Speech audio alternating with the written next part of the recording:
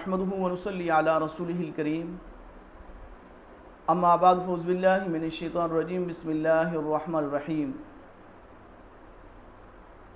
آج مسلم معاشرے میں طلاق کا رجحان بڑھ رہا ہے، طلاق کی شرح بڑھ رہی ہے۔ آخر کیوں؟ اس کی کیا وجہ ہے؟ کیوں طلاقیں ہو رہی ہیں؟ اس کے دو سبب ہیں جو سب سے اہم ہیں، بڑی قابل غور قابل فکر بات ہے۔ ایک تو یہ ہے کہ خامد اور بیوی کے درمیان اعتماد کے قائم نہ ہونا، ایک دوسرے پر اعتماد نہ کرنا۔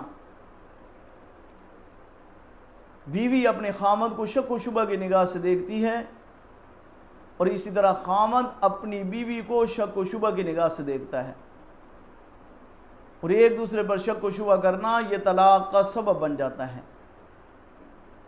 اسی طرح دوسری جو چیز ہے، دوسرا جو سبب ہے وہ ایک دوسرے کی بات کو برداشت نہ کرنا۔ خامد اپنی بیوی کی بات کو برداشت نہیں کرتا اور بیوی اپنے خامد کی بات کو برداشت نہیں کرتی، اور یہ عدم برداشت جو ہے لڑائی جھگڑے کا سبب بنتا ہے، اور یہ لڑائی جھگڑا طلاق کا سبب بن جاتا ہے۔ طلاق مسئلے کا حل نہیں ہے، علیحدگی مسئلے کا حل نہیں ہے۔ اللہ رب العزت نے قرآن کریم میں مختلف صورتیں بتائی ہیں، ان صورتوں کے ذریعے سے ہر ممکن کوشش کی جائے کہ آپس میں صلح ہو جائے، گھر آباد ہو جائے، گھر بس جائے، طلاق نہ ہو، علیحدگی نہ ہو۔ اللہ فرما رہے ہیں وَالصُّلْحُ خَيْرٌ، صلح بہتر ہے۔ تو اس لیے خامد بیوی کی بات کو برداشت کرے اور بیوی اپنے خامد کی بات کو برداشت کرے، اور اسی طرح ایک دوسرے پر اعتماد کرے۔ کچھ اعمال ہیں، ان اعمال کے کرنے کی وجہ سے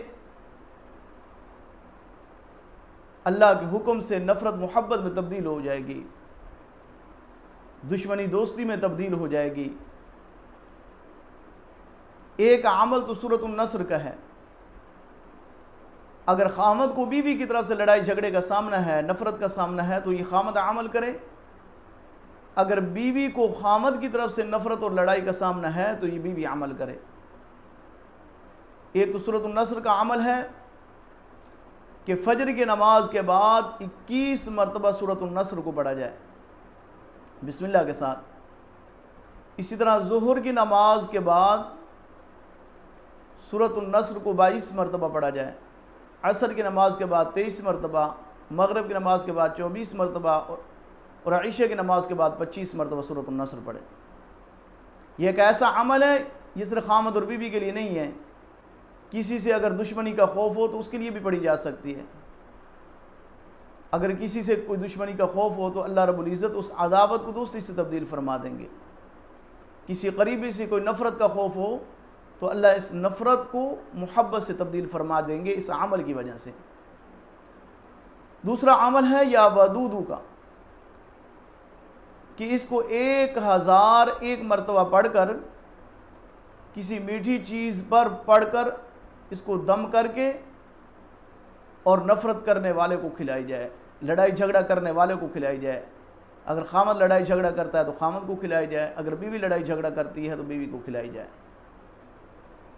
1001 مرتبہ یا ودودو۔ اسی طرح تیسرا عمل جو ہے وہ یا حلیمو یا حنانو، اس کو مغرب کی نماز کے بعد 101 مرتبہ پڑھا جائے۔